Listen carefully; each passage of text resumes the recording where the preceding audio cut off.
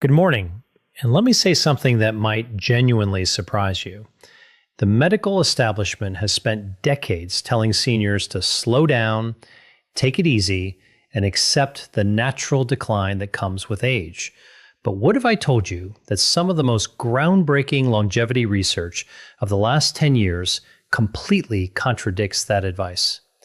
What if the things keeping you sharp, strong, and independent at 75, 80, even 85 years old are not the things your doctor mentioned at your last checkup, but simple daily habits that most people your age have quietly abandoned?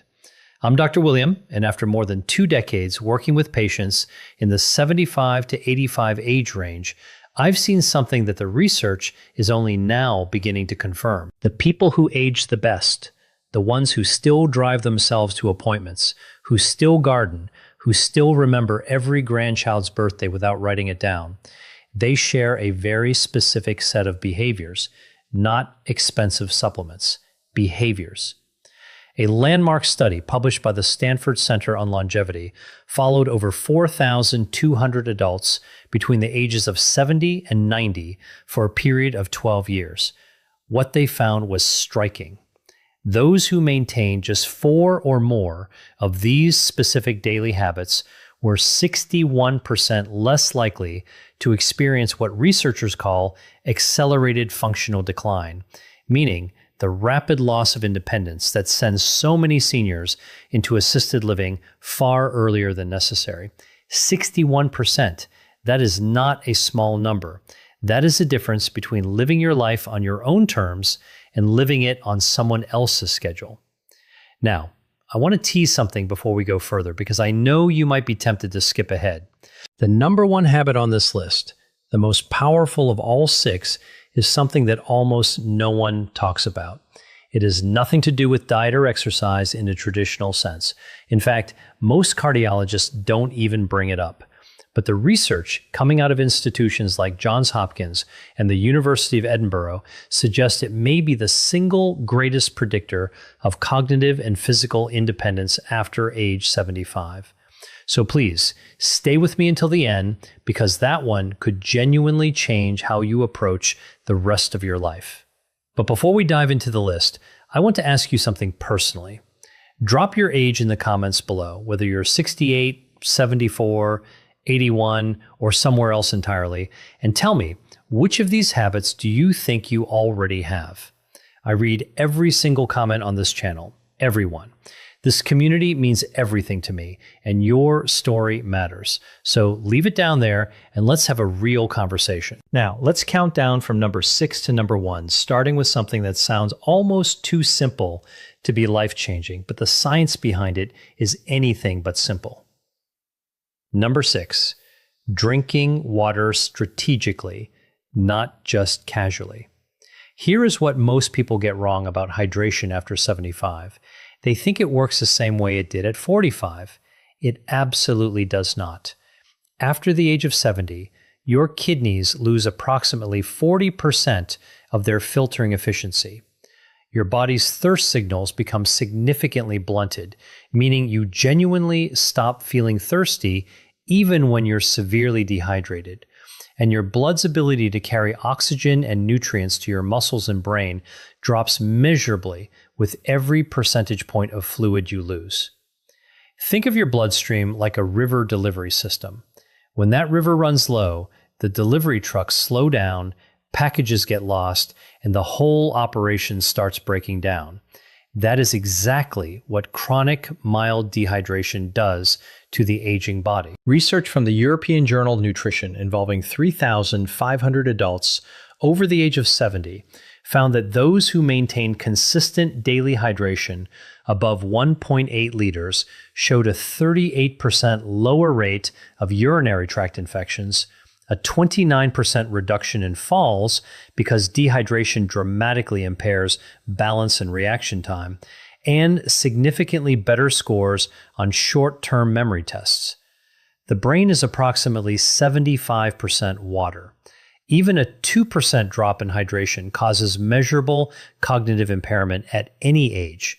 But after 75, that effect is amplified because your brain's compensatory mechanisms are already working harder just to maintain baseline function. Here is the key that makes this a habit for truly exceptional seniors. They don't just drink water when they remember. They drink 12 to 16 ounces first thing in the morning, before coffee, before breakfast, before anything else. This is because the body loses fluid overnight through breathing and minor perspiration. And after 75, your overnight fluid deficit is typically 30% higher than it was in midlife. Then, they drink a small glass with every meal and one mid-afternoon. The synergy tip here is critical.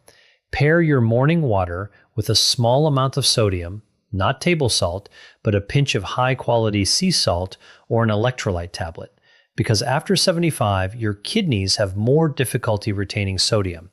And without it, plain water passes through your system without being fully absorbed into your cells where it's actually needed. Margaret, 81 years old from Boise, Idaho, came to see me complaining of afternoon brain fog, dizziness when standing, and what she described as feeling like my thinking was wrapped in cotton. She was not dehydrated in any dramatic sense. She was chronically, mildly underhydrated. We made one change: strategic hydration, timed correctly, with a small electrolyte addition in the morning. 6 weeks later, she told me it felt like someone had cleaned the windows of her mind. Her balance improved, her afternoon fatigue decreased significantly. One habit, life-changing results. Number 5, resistance-based movement at least twice per week. I need to be very clear about something here because I see this misunderstood constantly. When I say resistance movement, I am not talking about going to a gym and lifting heavy weights. I am talking about any movement that asks your muscles to work against a force, whether that's a resistance band, a light dumbbell, a wall push-up, or even carrying groceries with intention. The distinction matters enormously after 75 because of a process called anabolic resistance. Let me explain what that means. Anabolic resistance is the reduced ability of aging muscle cells to respond to protein and exercise stimulation. In practical terms, it means that after 75, your body needs more signal, more intentional resistance to maintain the same amount of muscle that a 50-year-old would maintain with half the effort. Your muscles are not lazy. They are simply harder to reach. And if you don't reach them consistently, they begin a process called sarcopenia, the progressive loss of muscle mass and strength, which research from the Mayo Clinic has linked to a 47% increased risk of falls, a 53% higher likelihood of being unable to perform basic daily tasks within 5 years, and a dramatically shortened overall lifespan. A study from Tufts University followed adults aged 75 to 85 who began twice weekly resistance training. After just 10 weeks, participants showed an average 37% increase in leg strength, a 28% improvement in balance scores, and here is the part that always surprises people: a measurable improvement in insulin sensitivity, which directly affects energy, inflammation, and cognitive function. The mitochondria in your muscle cells, which are essentially the power plants of your body, literally regenerate more efficiently when resistance exercise is present. You are not just building muscle, you are rebuilding the energy infrastructure of your entire body. The practical prescription is simple: 2 to 3 sessions per week, 20 to 30 minutes each, focusing on the large muscle groups, legs, hips, and back. Resistance bands are ideal for seniors because they provide progressive resistance without joint impact. The synergy tip: perform your resistance session within 30 minutes of consuming 25 to 30 grams of protein, because after 75, the anabolic window, the period during which your muscles can most efficiently absorb protein for repair, is shorter and less forgiving than in younger adults. Timing is not optional at your age. It is essential. Number 4, maintaining a consistent, purposeful sleep schedule. Before I continue, If this video is giving you value, if you're learning something you wish someone had told you years ago, please take 1 second right now and click that subscribe button. And if you know someone between 70 and 90 who deserves to hear this information, share this video with them today. I say this because this channel exists for one reason: to give seniors the science-backed truth that far too many medical appointments never have time to cover.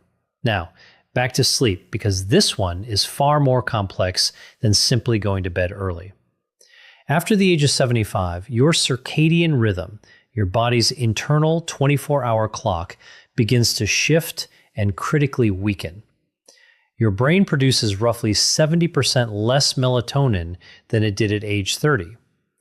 Your slow wave sleep, which is the deepest and most physically restorative phase, decreases by up to 80% from what it was in your 30s. This is the phase during which human growth hormone is released, the hormone responsible for cellular repair, immune function, and muscle maintenance.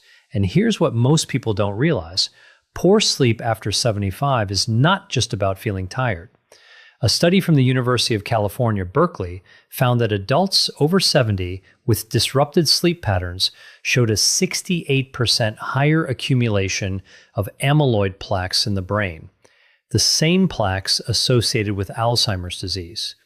The seniors who do this exceptionally well do not just sleep more, they sleep consistently. They go to bed within the same 30-minute window every night. They wake at the same time every morning, including weekends. They keep their bedroom cool between 65 and 68 degrees Fahrenheit because body temperature regulation during sleep becomes less efficient after 75. And a cooler environment supports the deep sleep your brain desperately needs. They avoid screens for 60 minutes before bed, not because of blue light alone, but because mental stimulation keeps the prefrontal cortex active in ways that delay sleep onset by an average of 47 minutes in adults over 70, according to research from Harvard Medical School. The synergy tip: pair your consistent sleep schedule with 10 minutes of slow, diaphragmatic breathing before bed. This activates the parasympathetic nervous system, your body's rest and repair mode, and research shows it reduces nighttime cortisol levels by up to 22%, making it significantly easier to reach and sustain slow-wave sleep in aging adults. Number 3, eating protein in a deliberate, distributed pattern. This is where I see the most dangerous misconception among seniors, and it genuinely concerns me as a physician. The idea that you need less protein as you age is not just wrong. It may be one of the most harmful pieces of nutritional folklore ever passed down. The truth is the exact opposite. After 75, due to the anabolic resistance I mentioned earlier, your body actually requires 50 to 75% more dietary protein per pound of body weight than a healthy 30-year-old to achieve the same muscle maintenance effect. Yet most seniors I see are eating half the protein they need, often because appetite decreases with age and high carbohydrate foods feel easier to prepare and consume.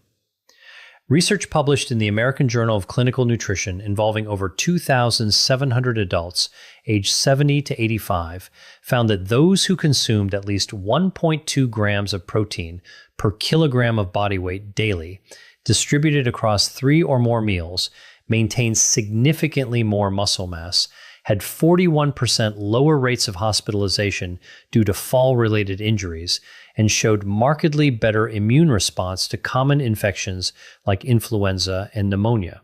Think of protein like the bricks your body uses to rebuild itself overnight. Every night, while you sleep, your body tears down old, damaged tissue and replaces it with new. Without enough bricks, without enough protein, the reconstruction is incomplete. Over months and years, the structural deficit becomes catastrophic. The practical approach is this: aim for 25 to 35 grams of protein at each of your 3 main meals. This is approximately 4 to 5 ounces of chicken, fish, eggs, Greek yogurt, or legumes per meal. The reason distribution matters so much after 75 is that aging muscles can only utilize approximately 35 to 40 grams of protein per sitting for synthesis.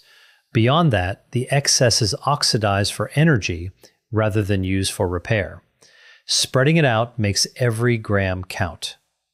James, 78 years old from Scottsdale, Arizona, came to me after his daughter noticed he'd lost nearly 18 pounds of what his previous doctor had called normal age-related weight loss. It was not normal.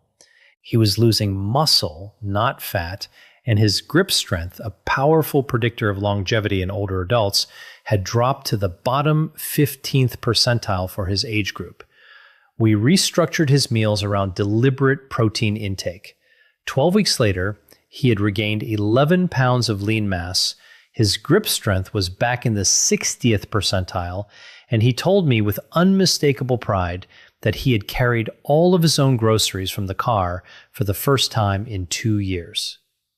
The synergy tip: pair your protein meals with a small amount of vitamin C, an orange, some bell pepper, a splash of lemon juice, because vitamin C is essential for collagen synthesis, which works in tandem with dietary protein to maintain not just muscle, but the connective tissue, joint cartilage, and skin integrity that collectively determine how well your body holds itself together after 75. Number 2, daily intentional social engagement. I told you earlier in this video that one of the top 2 items would surprise you. This is the one that surprises most people because it sounds too soft, too emotional to be a medical recommendation. But I want to be absolutely clear. The research on social engagement and longevity in adults over 75 is not soft. It is some of the hardest, most replicable science in modern gerontology. A study from Brigham Young University analyzing data from over 300,000 adults across multiple decades found that social isolation carried a mortality risk equivalent to smoking 15 cigarettes per day. Let me say that again. Being chronically socially isolated is as dangerous to your lifespan as smoking 15 cigarettes every single day. For adults over 75, the National Institute on Aging has found that loneliness accelerates cognitive decline by up to 64%, increases the risk of dementia by 41%, and dramatically elevates inflammatory markers in the blood, specifically interleukin-6 and C-reactive protein, that directly damage cardiovascular tissue, immune function, and neural connectivity. Here is the physiological reason this works at such a deep level. Meaningful social interaction, not passive screen time, not watching television in the same room as someone, but actual engaged human connection triggers the release of oxytocin, which suppresses cortisol, reduces inflammation, and activates the prefrontal cortex in ways that keep neural pathways dense and active. Think of your social brain like a muscle. The neurons that fire during genuine conversation, shared laughter, debate, and emotional connection are the same neurons that maintain your memory, your decision-making, and your sense of self. When those neurons go quiet for weeks at a time, they begin to prune. And after 75, neuroplasticity, your brain's ability to form new connections, has already decreased significantly, making unused pathways far harder to restore. The prescription here is not complicated, but it must be intentional. Aim for at least one meaningful in-person social interaction every single day. A phone call counts if it's genuinely engaged. A community group, a faith gathering, a walking partner, a regular lunch with a neighbor. What does not count in terms of the neurological benefit is passive social presence. You must be actively thinking, responding, laughing, disagreeing, sharing. That engagement is the stimulus that keeps your brain structurally intact. Dorothy, 83 years old, from Charleston, South Carolina, lost her husband of 54 years and withdrew almost completely from social life. Her daughter brought her to see me 8 months later. Cognitively, she had declined measurably on standard assessments in less than a year. We didn't change her medications. We built her a social schedule. a weekly book club, a daily 20-minute phone call with a rotating list of friends and family, and a twice-weekly volunteer shift at her local library. 8 months after that, her cognitive scores had returned to near baseline. Her inflammation markers had dropped. Her daughter told me she seemed like herself again. Social engagement is not a luxury at 75 and beyond. It is a biological necessity. The synergy tip: pair your social engagement with physical movement whenever possible. A walk with a friend, a gentle exercise class with others, gardening with a neighbor. Research from the University of British Columbia shows that combining social interaction with even light physical activity produces a synergistic effect on BDNF, brain-derived neurotrophic factor, that is significantly greater than either behavior alone. BDNF is essentially fertilizer for your brain cells. You want as much of it as possible. And now, number 1. The habit that fewer than 12% of adults over 75 maintain consistently, and which Johns Hopkins researchers have called the most underutilized longevity intervention available to aging adults without a prescription. Number 1, daily purposeful cognitive challenge. Not crossword puzzles, not passive reading. Though both have value, I am talking about something more specific, more demanding, and more transformative. The daily practice of learning something genuinely new, a skill, a language, a musical instrument, a new form of creative expression that forces your brain into a state of productive discomfort. Here is why this is number 1.